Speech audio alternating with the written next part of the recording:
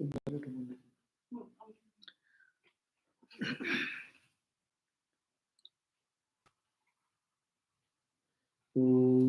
Vasudeva Sutam Devam Kamshachanuramardhanam Devaki Paramanandam Krishnam Bande Jagadguru. Om Shanti Shanti Shanti. We salute Bhagavan Sri Krishna, the son of Vasudeva, the destroyer of the demons, Kamsa and Chaniro, the dear darling of Mother Devaki, the Guru and God of the entire universe. That Sri Krishna we salute again and again. So we are reading Bhagavatam, Book 5, Chapter 24 we ended. We didn't go through that much, but there is a description about nether regions. The Hindus believe that there are 7 nether regions and then 7 higher regions. What are these?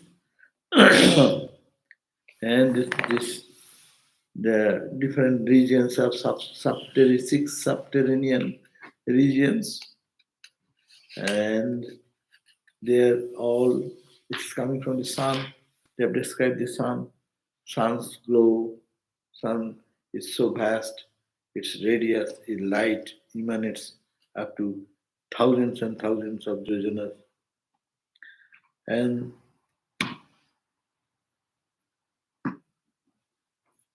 And then subterranean regions, there are all types of different souls. They survive there. That's called 7. Atala, Vitala, Sutala, Talatala, Mahatala, Rasatala.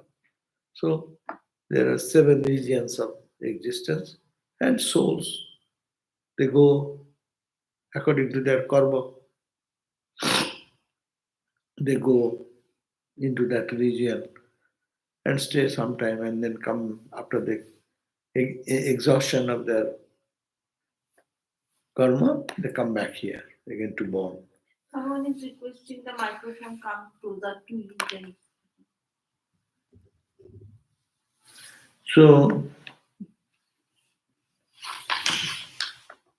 So Atala, they've described Atala, that there lives the Ashura. That Ashura is formulated the 96 from magical devices. Magic, yawned out the mouth, come 3 types of attractive objects of the universe. And anyhow, so there are that region, there is still, in this still region, they call Bitala, there is Satala, Bitala. Then below that Sutala and Mahatala is there, below that region is called the Sutala.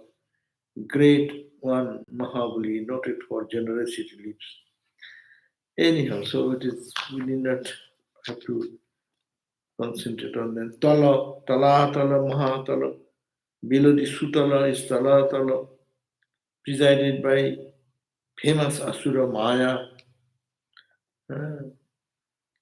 And lower than that is Talatala, in the region called Mahatala, which is inhabited by a tribe of many-headed serpents. Anyhow, so all this Rashatala is the region still lower.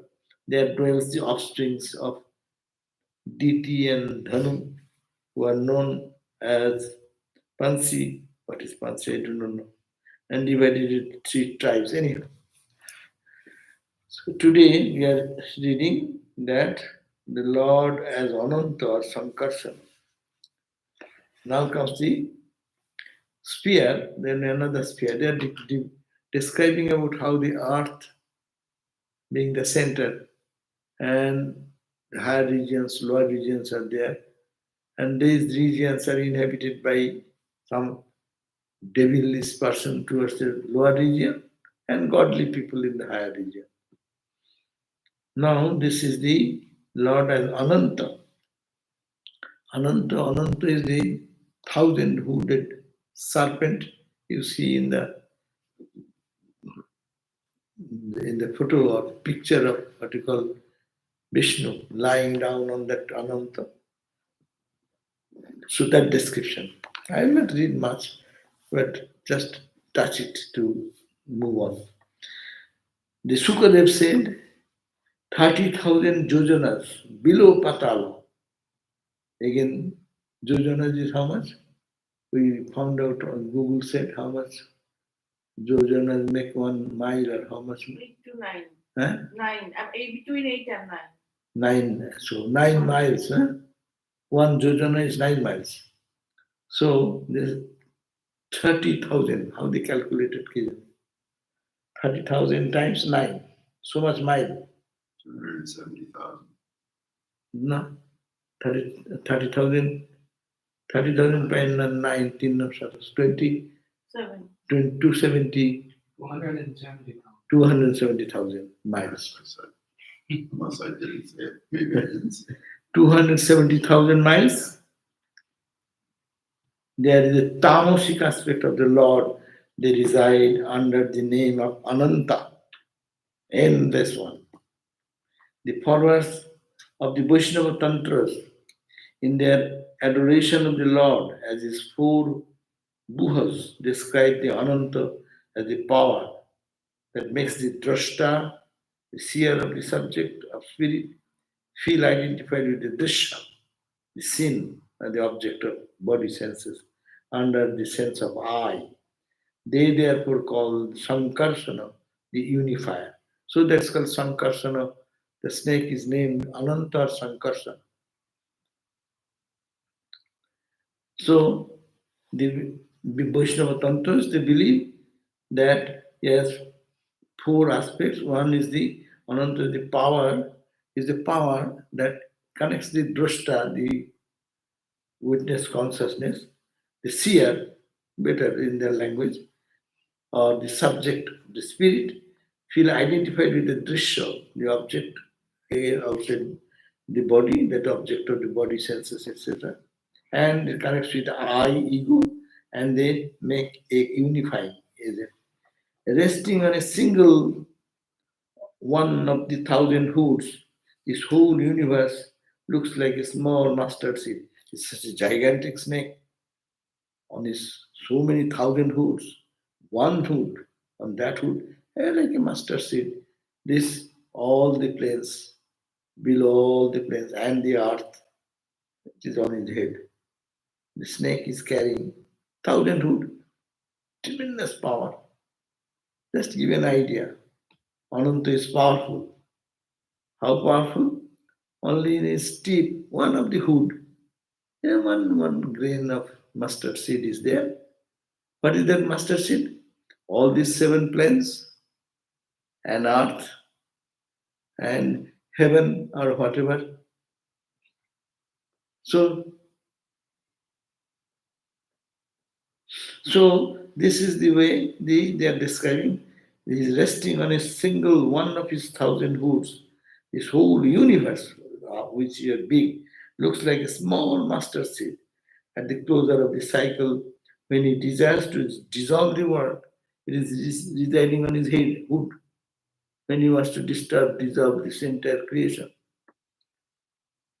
there comes out the middle of his handsome brows, now quivering in an angry frown. So he gets a little angry and frowning. The 3-eyed Rudra then comes up in his 11 aspects. They are called the Sankarsana. So it is very difficult to understand all these things.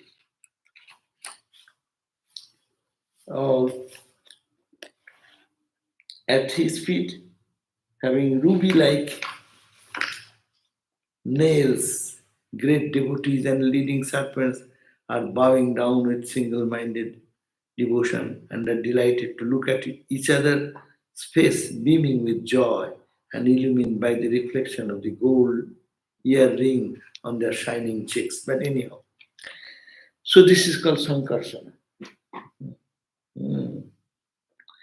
And this, how to meditate on this powerful Sankarsana, Ananta, is meditation. Sankarsana is described for purposes of meditation.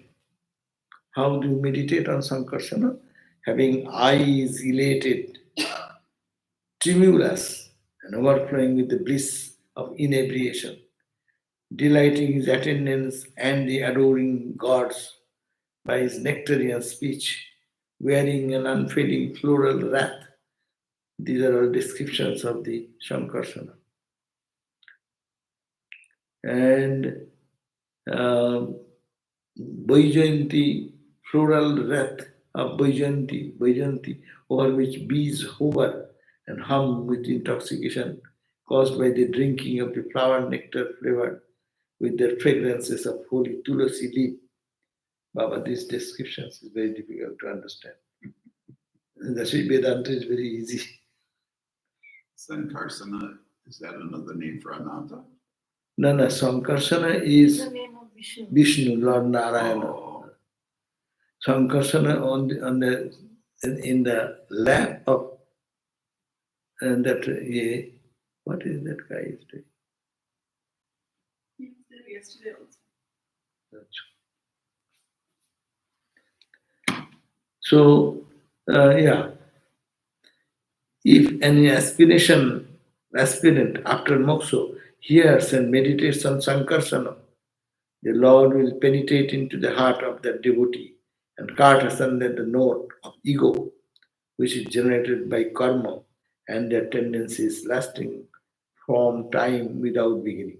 So one should meditate on this Sankarsana, and if we can do, then by graciously that Sankarsana will cut the bondage of karma and give us liberation.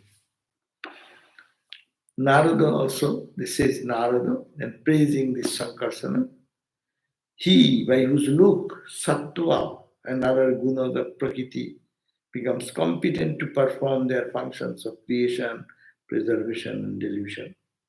So, who is the Sankarsana? Sankarsana is the power behind the three gunas. Maya. Maya is described by Sattva, Rajas, and Tamas. But where Sattva, Rajas, and Tamas get the power himself, where did it got from? Because So, Karshana is that to attract. I Sankarsana, but that power. Karshana means to attract. Like That's right. Karshana, the one who So has the that's why it says, he by whose look he only watches, observes. Sattva, Rajas, and Tamas are gunas, Prakriti, become competent. They become capable to perform their functions. What is the function? Creation, preservation, and destruction. Whose form is eternal. But that means that Sankarsana is all the time there, without beginning or end. Who, though one, created the many in and by himself, how can anyone understand the ultimate truth about that Sankarsana? He in whom this creation in its subtle and gross aspect manifest, like Brahman. They are describing like Sankarsana is like Brahman. He in whom this creation in its subtle and gross aspects manifest has assumed the form of Suddha Sattva out of his infinite mercy towards all creatures.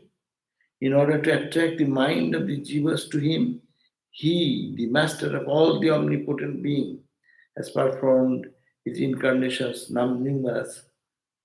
In his incarnations, numerous sportive deeds that are flawless and heroic like those of lion. He, by uttering whose name, out of suffering or out of repentance for degradation, or by way of fun, or even without any cause, man is able to overcome the effects of all sins. That means you praise Sankarsana, pray to Sankarsana, then all your you'll be able to overcome all the sins and all the uttering whose name out of suffering or out of repentance from degradation or by fun, if you repeat the name, then you will be free from all bondage. To whom except to those worshipful Shesha should a man aspiring for liberation go for shelter? Narada is saying, she is such great. So this Ananta of unlimited power and of countless auspicious qualities remains at the base of the earth sphere. All is description that this how this earth and what is the seven planes below and who is holding that. It is as if there is some snake holding in his tip all this world what we see in our different conceptual worlds, and by praising him we can get out of the karma. He who has no support of other than himself, like a Brahman. Brahman has no support other than himself. So he who has no support other than himself remains sustaining the earth in a sportive manner for the good of all living beings. Then the Sukadev said, according to the teachings I have received, I have described to you all these spheres which men can attain to as a result of ritualistic and other actions that perform with desire for their fruits. So conclusion is this, why so much description of so many planes and all these places of existence? Why? Because I have described these spheres which men can attain. Attain by what? As a result of ritualistic karma. So don't get involved into ritualistic karma. If you get only ritualistic karma and thinking that you will gain this material benefit or you will be happy in life, then you will have to go in different spheres and live. Therefore, as a result of ritualistic and other actions they perform, why? We also perform ritual, but desiring for results. I want long life. I want disease-free life. Whatever you do with the rituals, with some desire you go, you will live here or there or there or there in the seventh plane up and down. O king, these are the high and low attainments to dharma of the nature of pravritti. This is called the path of pravritti. Pravritti means that path where you can get instant sensate experiences of joy, suffering. Nivritti is called the path of renunciation. So this is the path described to you is the path of pravritti, self-centered action. In reply to your question, I've described all these. What else do you want to know? Then here is Sukadev talking to the king Parikshit. Then actually tell me what do you want more. If you do any karma and with that karma you keep your desire to satisfy, then you will be born in this plane or that plane or that plane. And that will continue. But that continues. And if you want to get out, then worship Ananta. That he is like Brahman, he is the power. So, who is the support behind the Sapta Raja Tamas, that quality? That means simply Maya. Sapta Raja Tamas is Maya, who is the support of Maya. Maya cannot stand without Brahman. Because Brahman is there, you mistake it as other thing. So, you can get out of this suffering and bondage by worshipping this and desire-free action. What is our sadhana? We are spiritual aspirant. We all want to do work and want to offer its result to whom? To God. If you give up that result and not desire for anything else, then you will be free. Otherwise, if you do rituals as we do and keep some inner desire to have some achievement, material achievement, then you will be in the circle of birth and death. And then you'll be in the different planes according to your karma, according to your effort, what you did. That means this karma can be cause of bondage, karma can be cause of liberation. That is the point here. That ultimately, this ultimate objective is to take us beyond the karma, beyond this bondage. So the Bhagavad is describing in such a way that these realities are there. Yes, you can do karma, go to certain plane, experience certain suffering or pleasure or pain according to that karma. But in that karma, you can give up without any selfish motivation. Results of that karma, then you can be free. So that is the purpose. Here, Sukadev said. Now we are entering into the verse number chapter 26. So I skipped all those verses of Talatala, Rasatala, Patala, Sutala, Mahatala, because we are not familiar with it, and it is to put it into the brain and to understand, get out of that. Ultimately, they say these are all karma. Karma is putting you in different place. We understand. Overall, if we understand, then we can do our practice such way that do karma, don't desire anything, but desire God. Huh? So that is the main theme of this description of the so many verses, about maybe how many verses? Oh, big, so many numbers of verses. The whole chapter was described like that. This also, let us see how it goes. We may like it or we may run away from it also. That now description of purgatories. That means all the sins has acquired in the mind, how we can get clean, as we say. Chant the name of the Lord and clean my mind to clean. So what should be the cleaning process? We know our present condition is bondage. So the Raja Parikshit, the king Parikshit, he said, "O great sage," who is the sage? Shukadeva. Parikshit is asking to Shukadev, "O great sage, how has this diversity of enjoyments and suffering come in this world?" Okay, this enjoyment and suffering, how it came into the world and how we get involved into it. The same old question in different way. And response will be again another way they will explain. But main thing, don't desire, that is the key point. If you don't desire, you are free now. If you desire, you will have to have the result. You work hard to desire for something. If you don't want, you need not have to work. All work, action, followed by the principle of desire. What you will desire. And according to your desire, your karma will be that time. So Sukadev said, the sage, it is because of the differences in Shraddha.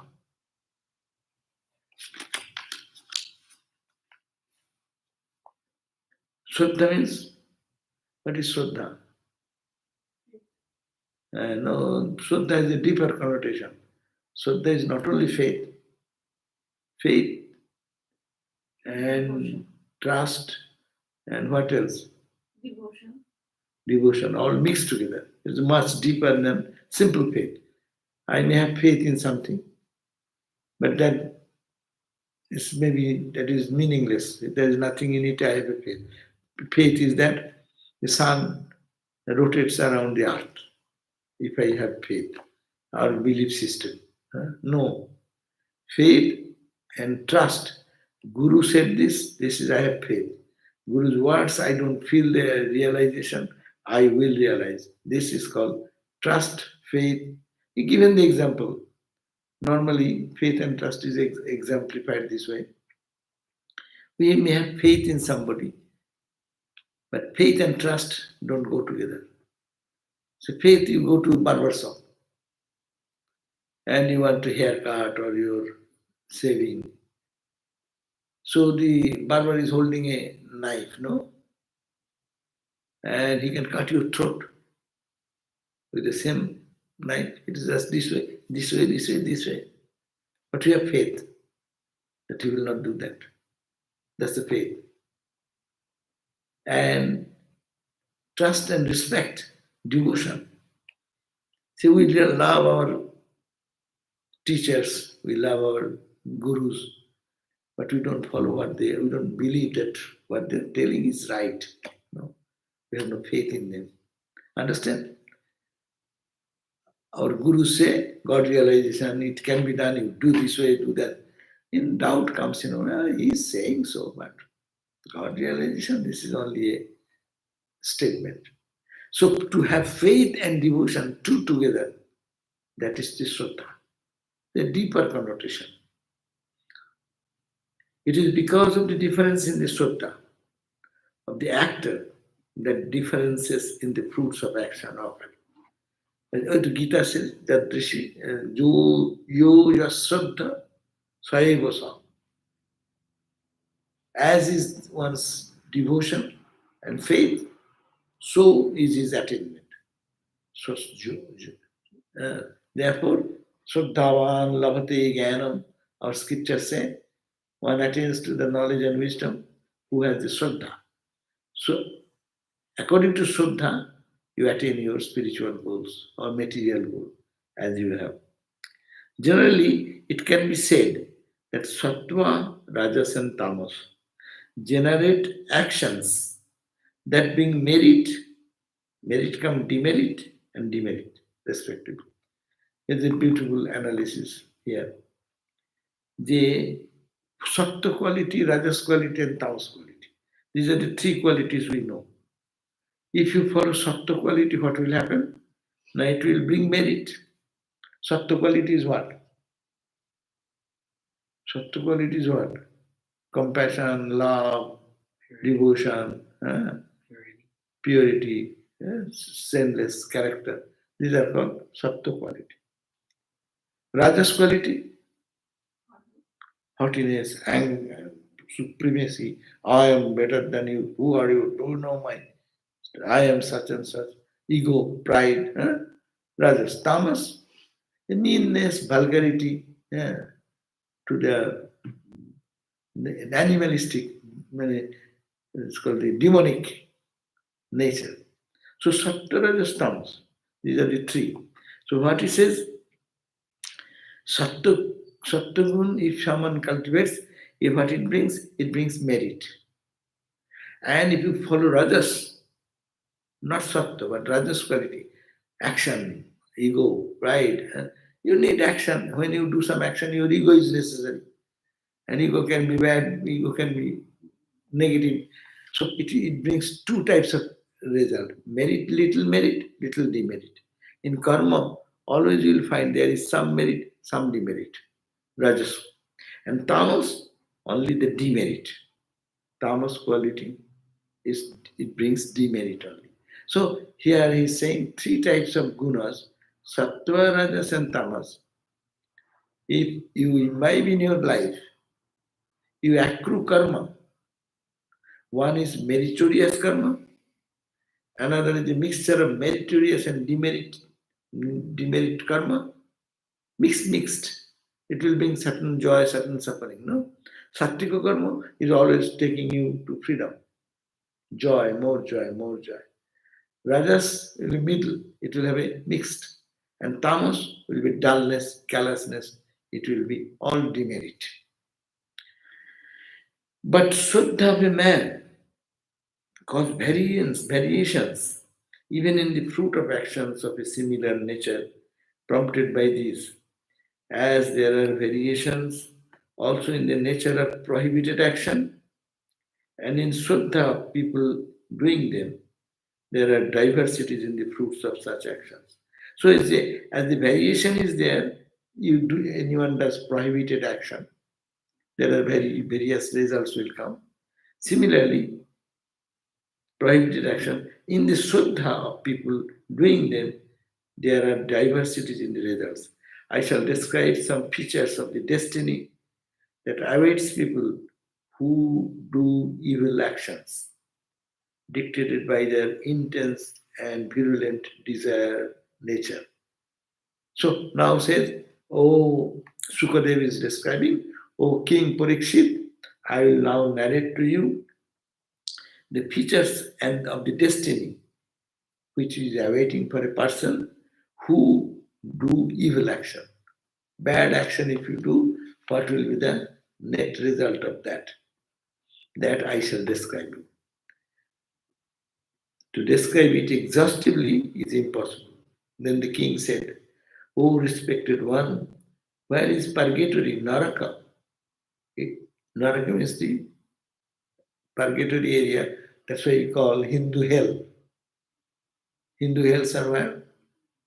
Hindu hell means you have done some bad karma, purgatory. So you are put to jail. People do some bad karma, then they are put to jail. For jail for what? So that you get the punishment because you did something bad. You get punishment, and when that period is over, you are released.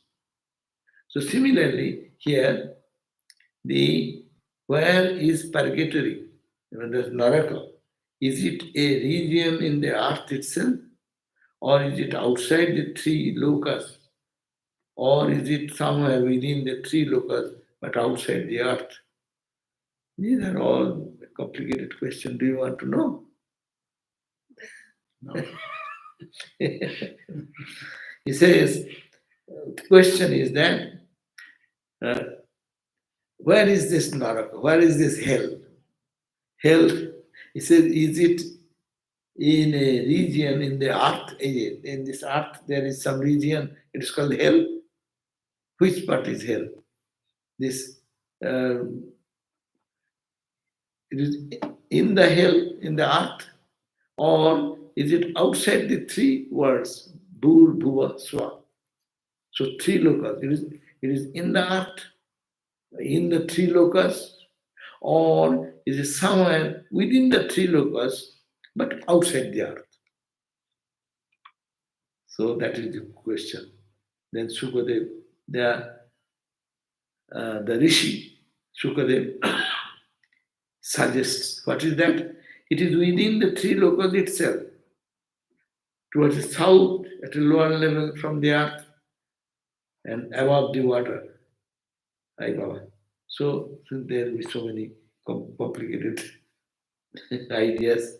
Ogni Sattva and other groups of Pitris live working for the welfare of the progeny and the earth. There are lokas, it is within the three lokas, Bhuloka, Bhuvaloka, Swaloka. It is within these three regions. Towards the south, what is the south of that I do not know. At a lower level, towards the south, at the lower level, from the earth, above the waters, there are Agni Shvattas and other groups of Pitris. Pitris means forefathers, parents, grandparents, grand-grandparents, they all live there. So it's very complicated. But it's only P3, not Mark 3. So there is no mother concern. So I don't know. parents you cannot say, only father, forefather.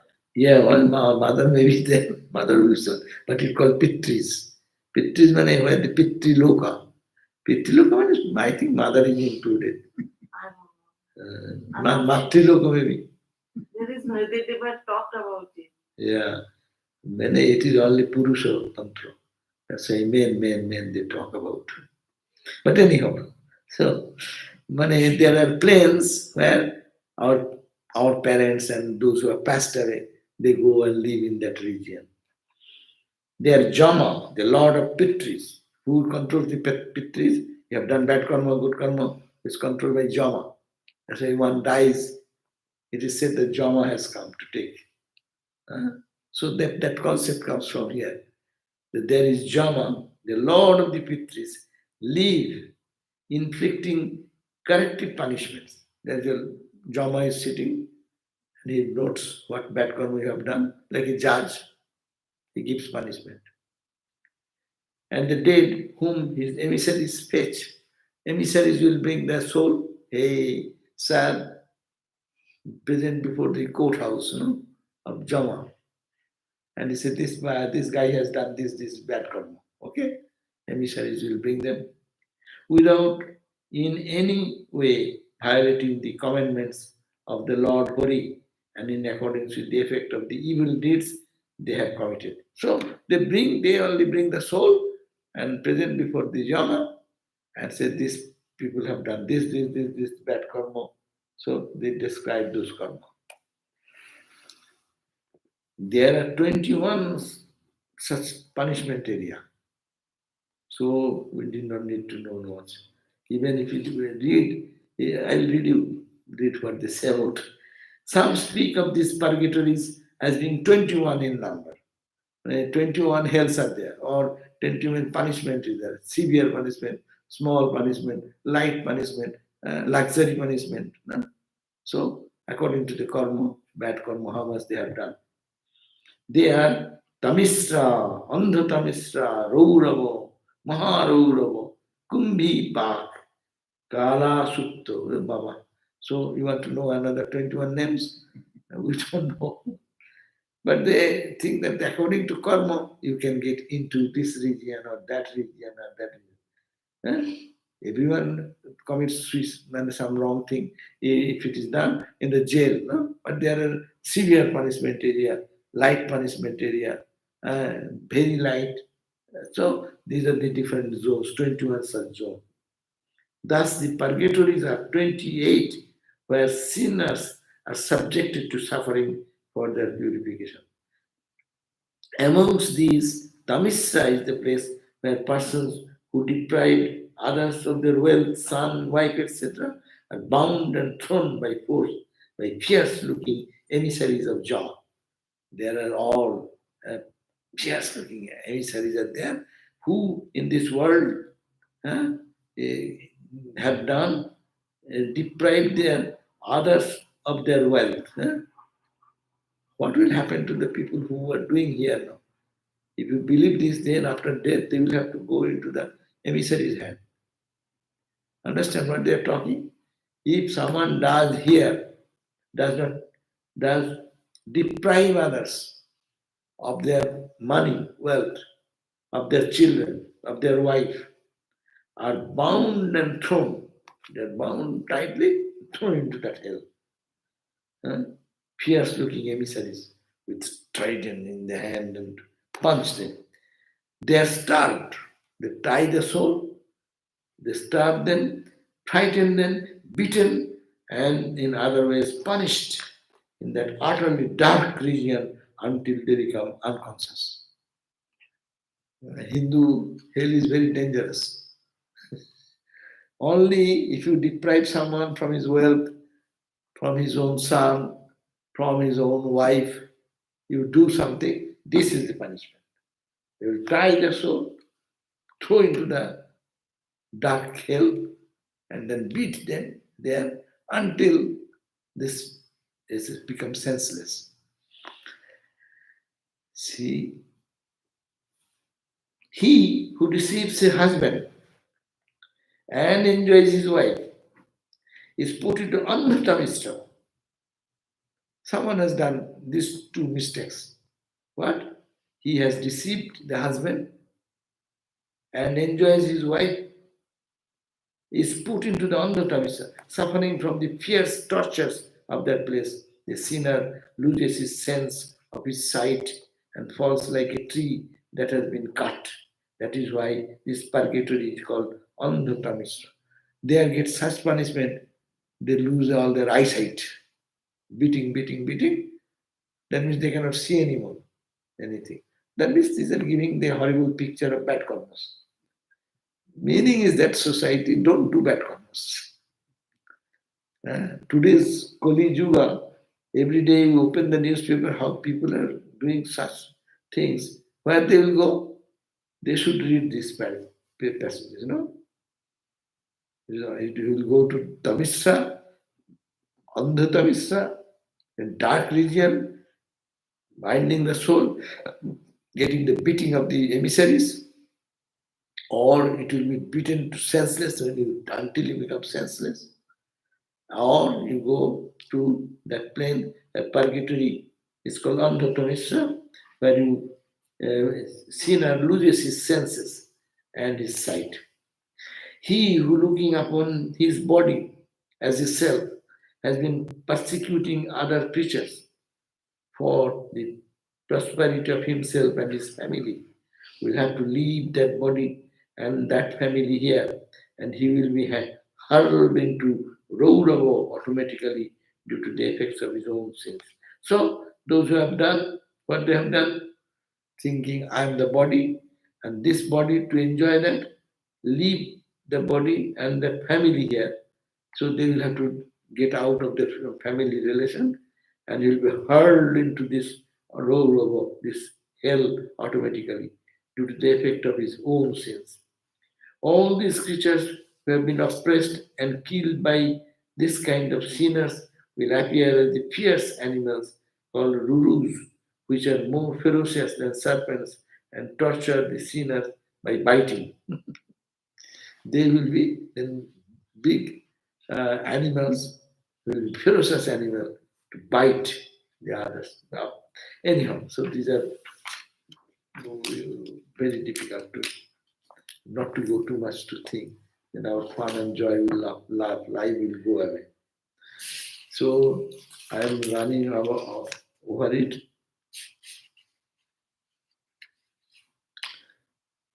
Now let us come to this. I'm skipping 37 verses. 37 verses I'm skipping. And he said, now I see that here is a subtitle, the purpose of these descriptions. Why these 21 hells and purgatory, the bad karma, get punishment, and you're miserably in that condition, and then come out. Come out what? Come out of your sins. So the purgatory effect. So what's the purpose of talking about all these things? He says this is what is called the way of pravritti, works with self-centered motives. So the scripture purpose of this to take us from selfishness to unselfishness. That's why Swami Vivekananda said, selfishness is death, unselfishness is God. So he's saying that get out of this, see the miserable condition of those people who momentarily for their sense gratification. They torture other people, steal other people's property, and does anything. He's very happy here. But after death, this will be the consequence because it will happen in the this body will not remain, but subtle body will remain. Your dream body will remain. Don't you find pain in our dream body? Don't you feel the thirst in our dream body? Hunger in the dream body? So that body will suffer all this many mental agonies, mental pain will happen. Therefore, don't do that. That's the purpose of telling so many ways they're keeping these horrible pictures. This is the way. How can you do that? That's why come do holy company, think good of others, serve others, don't hurt anyone. All this philosophy comes because of this. So this is the verse number 38. The purpose of those descriptions, what have been mentioned up to this verses are, this is what is called the way of pravritti. If you get engaged in the pravritti, these will be the results. And the way of nivritti, get out of that towards God, that is the path. Not getting into the path of immediate sense experiences and become brutal for immediate sense experience. We give away so much of our noble qualities. To have little money, people are cheating their brother. No? To have a parent, to mom and dad's property, to brother and sister fighting and going to jail, court, and do horrible things. Someone is trying to kill someone so that their entire property I get. So these are all self-centeredness. Forget about little self. So the way of nivritti, what is nivritti? Withdrawing from the sense objects and going towards God. So nivritti is the path of renunciation. Has already been taught in the second skanda. So we have already talked about that. Nivritti is the path of freedom. When you say, I don't want anything, You are free. Whenever you say, I want this, all trouble comes. Even minor thing, you need something. Immediately see, you need means you have to act on that. Go, earn money, purchase it, and then have that thing. So little, any desire creates bondage. And when desire free, nivritti. I don't want anything. That's the path of sannyasa. That's the path of renunciation. That does not mean you have to wear a gerua cloth. You can, with the white cloth, you can do that. With the attitude. This I don't want. I don't have to depend on the world. I have something more than that. So that's the path of nivritti. Has already been discussed. Here we have described all the 14 worlds. 14 worlds, as I said, 7 down and 7 up, which are included in what the Puranas call the Brahmanda. It is called the cosmic shell. Cosmic shell, that is the Brahmanda. In that Brahmanda, all these planes are there. According to your karma, you will have to go there, experience good or bad, enjoy suffering and pain. So don't go to the path of provitti, follow the path of nivritti, withdrawing from the world, withdrawing from the diversity of attractions which are, and normal life has some reasonable attraction should be there. You have to eat, you have to sleep. But what they're talking about, the desire in the mind to exploit somebody, to hurt somebody, to become a cause of suffering to somebody, very careful, because those are all have karma effect, and that will be again the karma I accrue. I will have to clean that. For my karma, no one will come to clean it. So that is the karma theory. Is very important to make people, the society, greater society, purer society.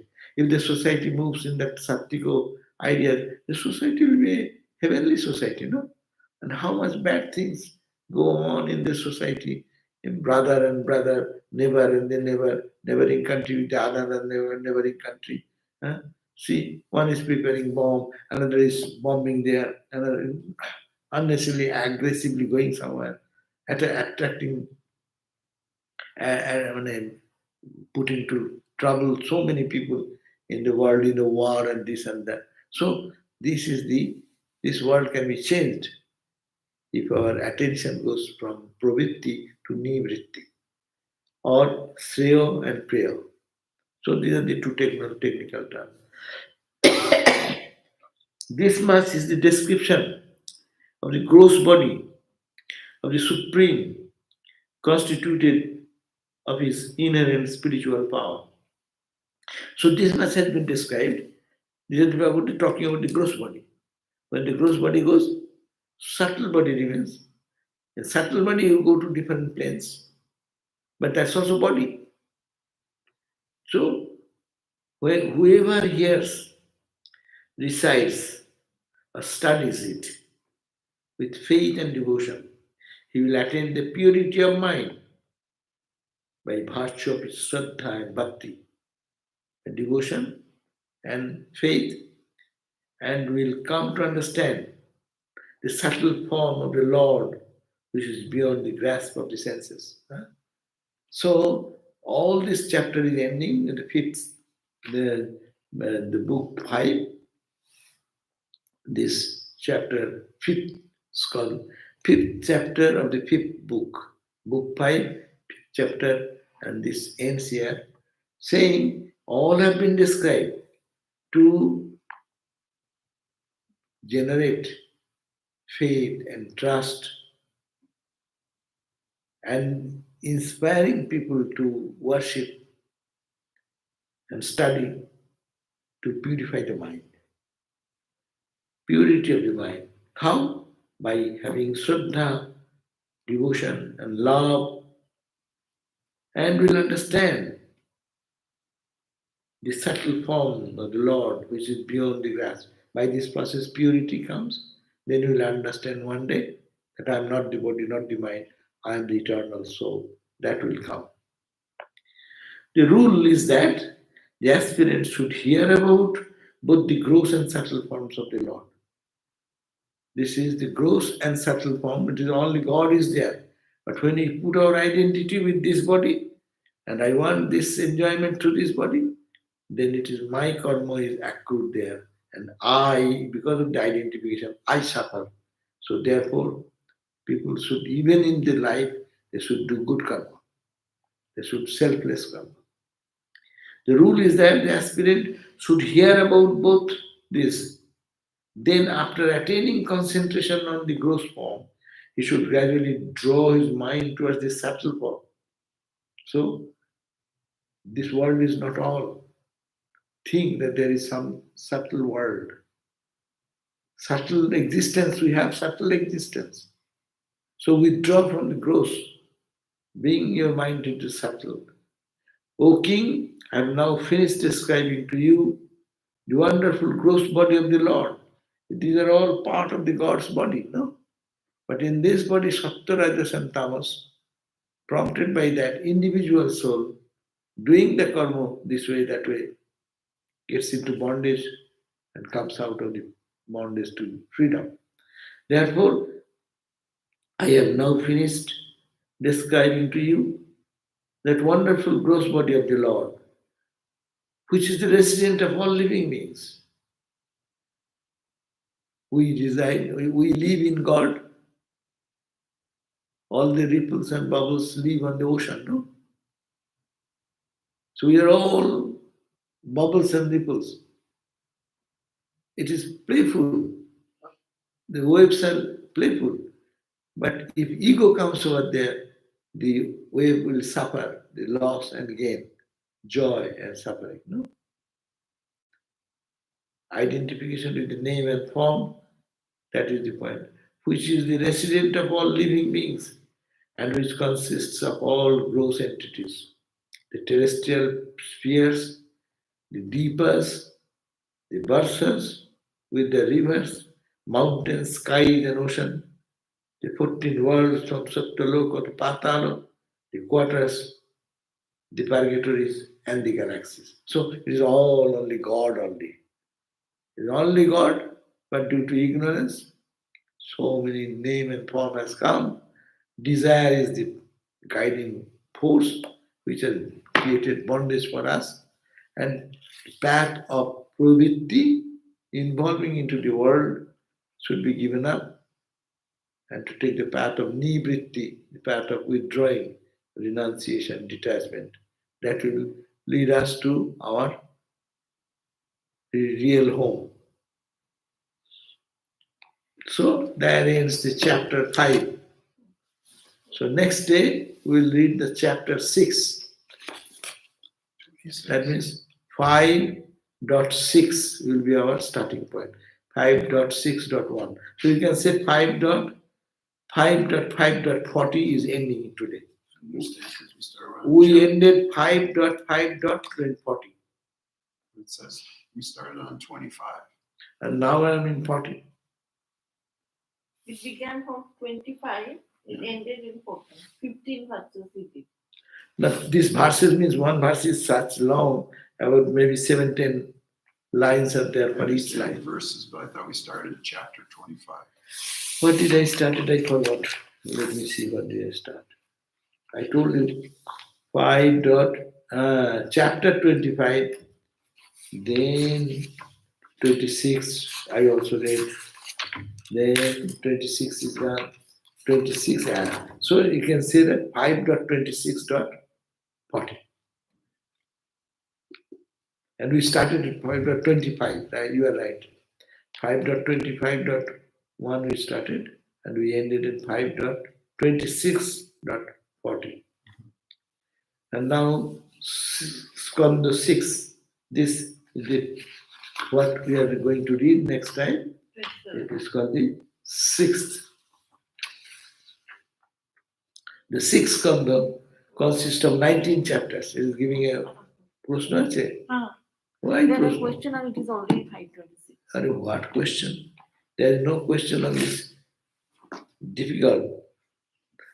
All, all these locusts and all binding this soul and then putting into the deep dark uh, cave and beating them to death and then till they become senseless.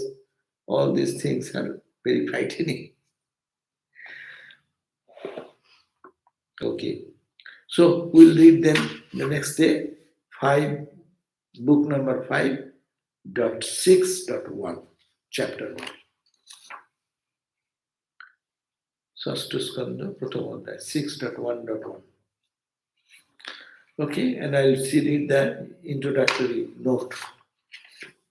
What is the synopsis of the sixth skanda, sixth book?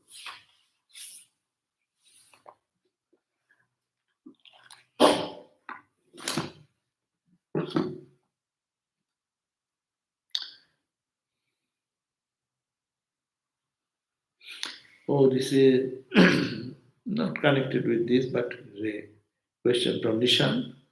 In puja, we worship different aspects of God: Guru, Ganesha, Shiva, Surya, Jai Durga. But if we worship Thakur, is not that equivalent to worshipping all the aspects all at once? Yes, that is our belief. That you need not have to worship so many gods and goddesses. Huh? If you worship Sri Ramakrishna, he is the embodiment of all gods and goddesses. So you want to not separately do Ganesha Puja. You can do the Ganesha Puja in Sri Ramakrishna. You can do the Durga, Ma Durga, Ramakrishna is Ma Durga. So you can really, that's true. Or if people like they are separate, yes, they are separate. Because Ganesha gives you success. Ganesha gives you fulfillment, no? Mother Saraswati gives you knowledge. No? So you have to go. But if you go to, it is this question is that if you worship Ramakrishna, then can it be thought that you are worshipping Ganesha, you are worshipping the Durga, Shiva? Will be done that way? Yes, my response would be yes. Suppose if you go, just example, suppose you go, you want money and government is giving some grant. You can go to the finance department and ask for grant, write some note, and finance department has sanctioned you money. Now you go to the education department in the administrative system of the country. So they can give you the educational grant and studies, whatever facilities there. Then you want some scientific project, so the government should fund for that. Yes, you go in, there is a department. But suppose you go to the president. Do you need to go everywhere, or all one president can order for everything? So that's why Sri Ramakrishna is the sum total of all gods and gods. Therefore, you can find Krishna also there, Rama also there. You can find Ganesha also there, Durga also there. All the aspects are found there. So, by just doing Ramakrishna Puja, we have already done worship for everyone else. Like if we water the roots of a tree, the leaves are watered. Very good. Your question is very good. By offering everything to one, we want to go to oneness. Our all the puja and other things ultimately aims to go in oneness. And one is Brahman. But we squeeze from many other things to gods and goddesses. This god, this god, this god, this god. Then squeeze all the gods into one god. And then one god goes the transcendental God. So these are the stages. How can he combat forgetfulness of God while doing very mentally involved work like accounting, teaching, sales, and other jobs? What seems to require our whole mind? Yes, Vedanta says that you need not have to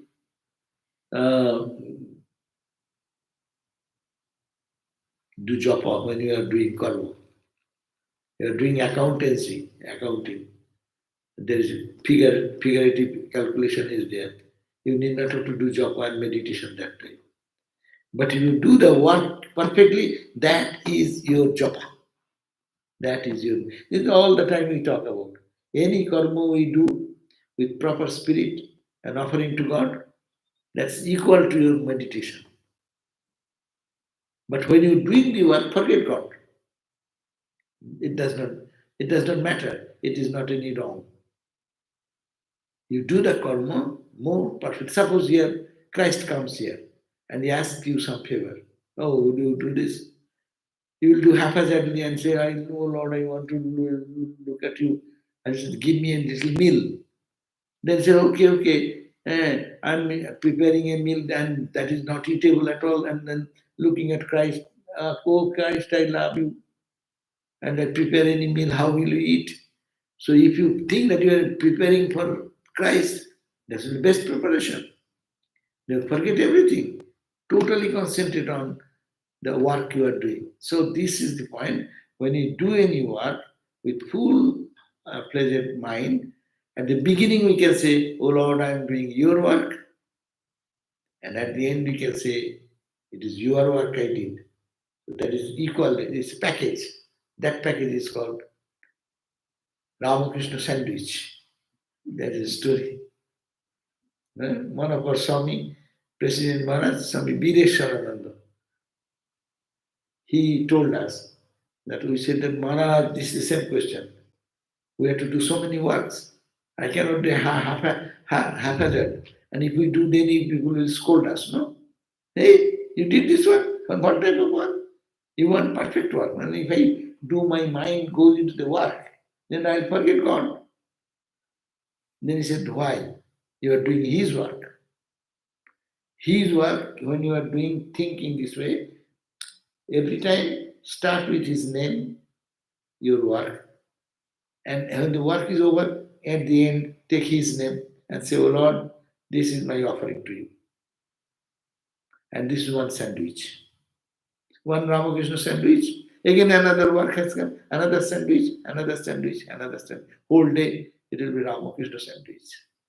That means whole day your effect of your purification of the heart will come by this type of philosophy.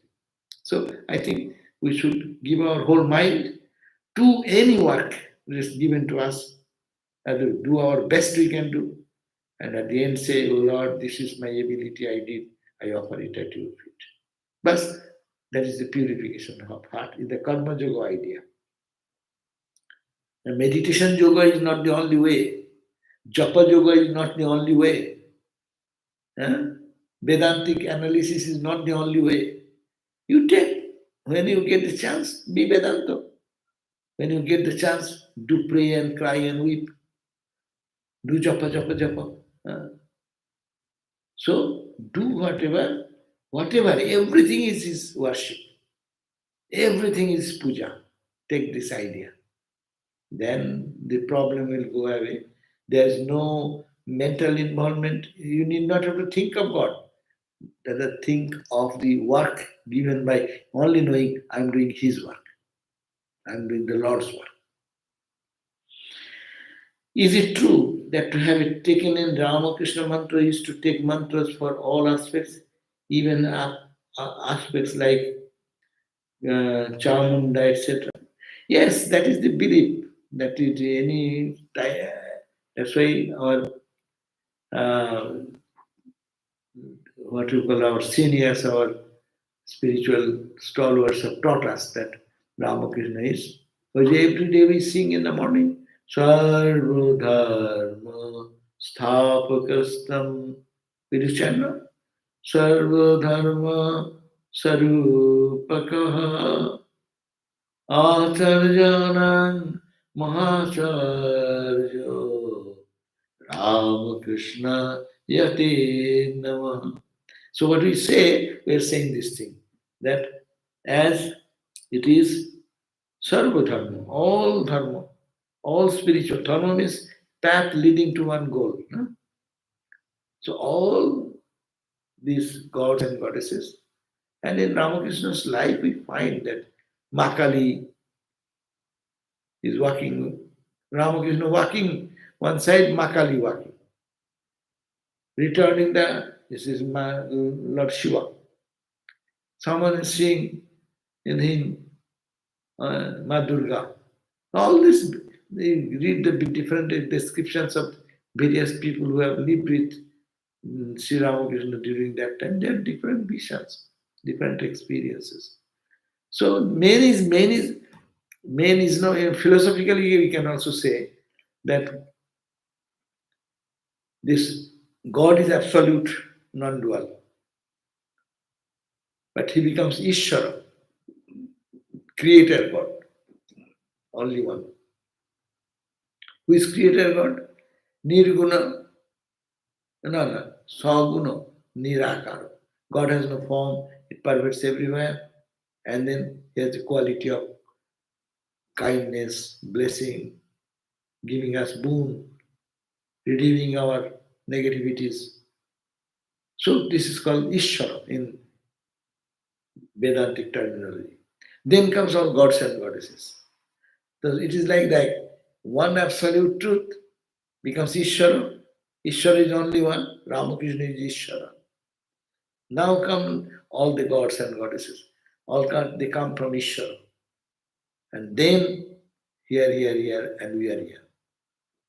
So through Ramakrishna, it is believed that he is the embodiment of all. It's not necessary, but those who have not strong faith, they should do the puja of other gods and goddesses. No problem. Okay, so thank you all. So we'll be meeting you again at 7:30 in the evening to have our Sheta Setara Upanishad reading here, 7:30 to 8:30. Okay. Om Shanti Shanti Shanti Hari Om Tat Sat Sri Ramakrishna Panamastu.